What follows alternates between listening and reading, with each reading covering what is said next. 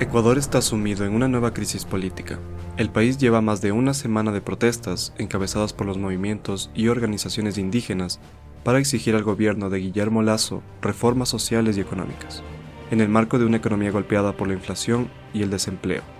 Pero, ¿dónde empieza el verdadero conflicto? El inicio de las tensiones se da en 2021, cuando la Confederación de Nacionalidades Indígenas del Ecuador, CONAIE, solicitó al gobierno diversas reformas como la reducción del precio de los combustibles, garantizar los derechos laborales y mayor presupuesto para salud y educación. Sin embargo, un año después la CONAIE ha señalado que el diálogo es inviable, por lo que convocó a una movilización para el 13 de junio de 2022, a la que se unieron estudiantes y trabajadores. En un principio, las manifestaciones se concentraron en la región norte de Pichincha, que incluye a la capital Quito y las provincias vecinas Cotopaxi e Imbabura, pero en la mayoría de las 24 provincias ecuatorianas ha existido algún tipo de movilización. El 14 de junio, la policía detuvo al dirigente de la CONAIE, el líder indígena Leonidas Issa, quien horas después fue liberado. La detención potencializó las protestas y enfrentamientos en todo el país. Durante las jornadas de protesta se bloquearon carreteras en diversos puntos del territorio. Los enfrentamientos con las fuerzas de seguridad han dejado hasta el momento 5 muertos entre manifestantes y decenas de heridos, manifestantes y policías.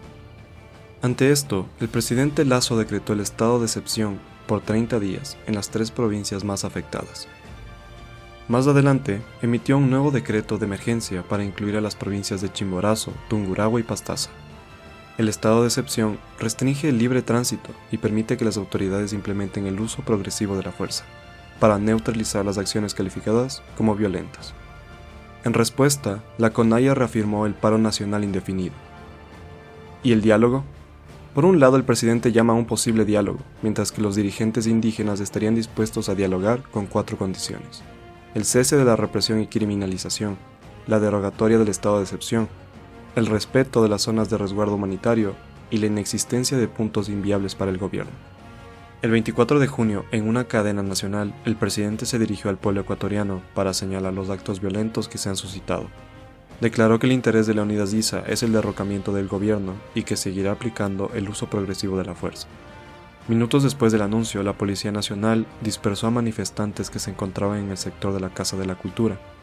Esa misma noche, Leonidas Issa ratificó que no se retirarán de Quito hasta lograr que sus demandas sean acogidas por el gobierno.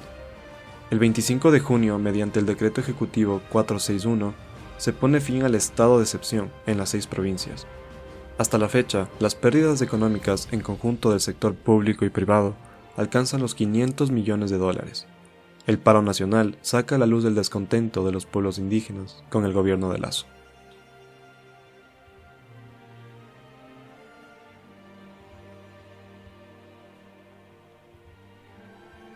Mientras el mundo exista, habrá injusticias, y si nadie se opusiese y nadie se rebelase, esas injusticias durarían para siempre. ¿Cuál es tu postura frente al paro nacional 2022? Déjanos tu comentario.